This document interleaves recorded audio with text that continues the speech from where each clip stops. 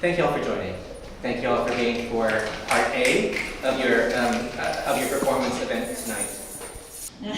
But you are in the room that carries the theme around immigration and motherhood.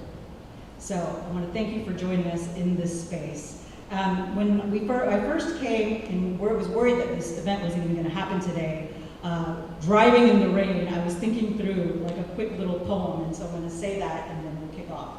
So the first thing that kind of came to mind when I was driving sounds like this. The sky cries as we profess the wise. My voice will be a shaken. We hope you enjoy tonight's show. Leaving more awakened. And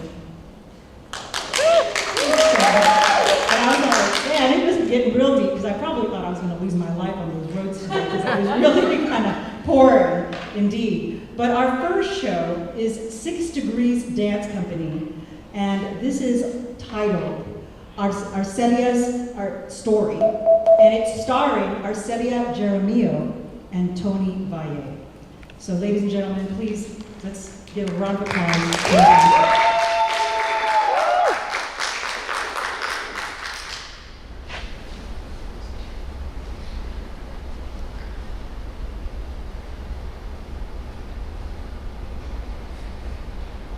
Nearly 180,000 illegal immigrants with criminal records, ordered deported from our country, are tonight roaming free to threaten peaceful citizens.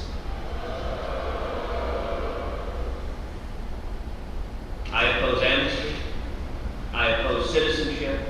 I oppose legalization for illegal immigrants.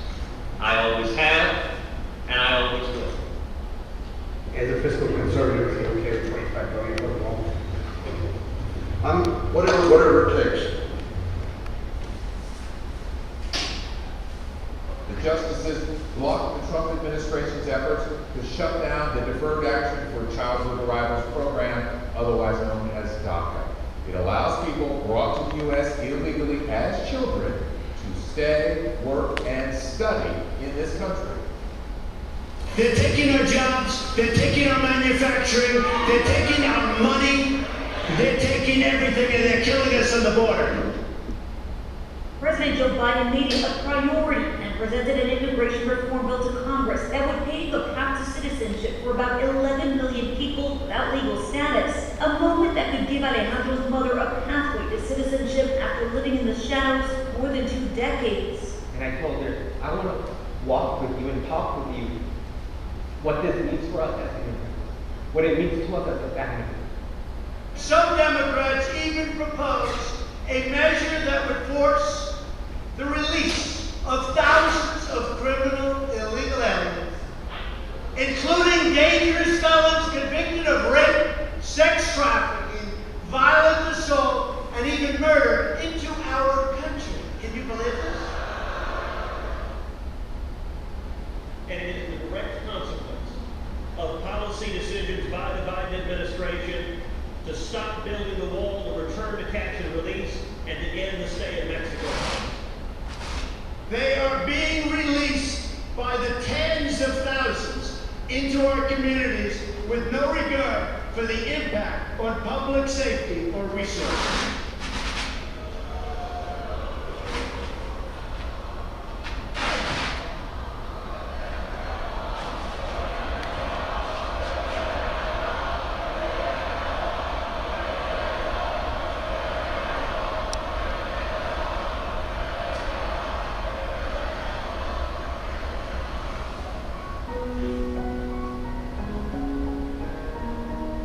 The most important part of the debate, and the part most often overlooked, is the fact that immigrants, undocumented or otherwise, are people too. People with dreams, aspirations, hopes, and loved ones. People like me. People who have become a part of the American society and way of life, and who yearn to help make America great again, without the construction of a wall built on hatred and prejudice.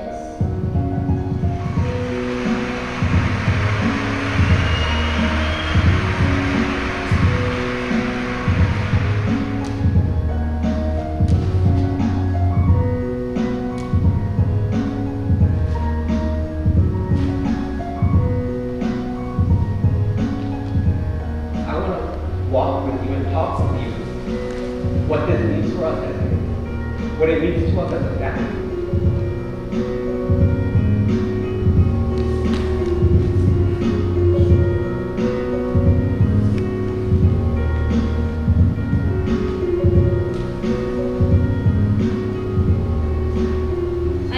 I ask for all of you to try to look beyond the way in which the media portrays us and the dehumanizing accusations that some politicians have made.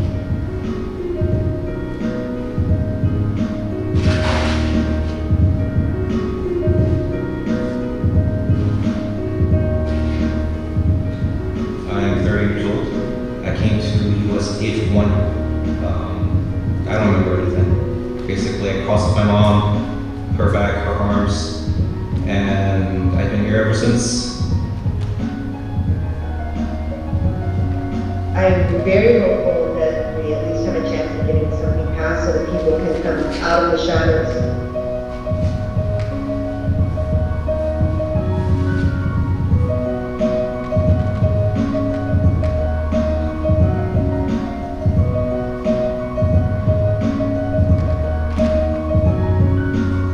Dreamers are young people, often infants, often people under the age of 10, who come here because of a choice their parents have made, most often, to move to the United States, with or without papers. For dreamers, it's without papers, right? To move to the United States to try to provide more opportunities for their children. Here I am trying to make something out of myself, and every direction that I turn to, it's like they're trying to hold me back. You know, I do what I'm supposed to do. I stay quiet at the moments when I feel that I shouldn't even speak up. I mean, whether it's with cops or authority or teachers, you know, this is the effect that it created on me. I became a very close-off person.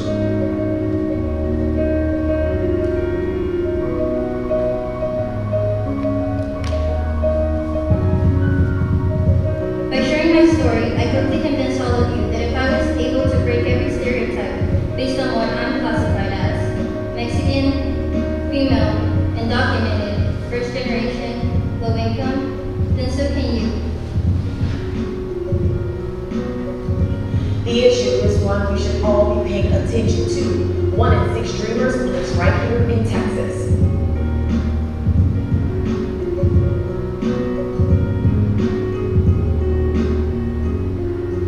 My name is Arcelia Jaramillo. My mother crossed the Texas border with me in her arms when I was 1 year old, looking for a better life for her family. I am a dreamer, and Texas is my home. On May 14th, a week ago, I graduated with honors with a BA in dance and minor in education, along with a Texas teaching certification from the University of Houston. I am an immigrant, a recipient of the Dream.US scholarship, a first-generation college graduate, and I am here to say that immigrants are humans.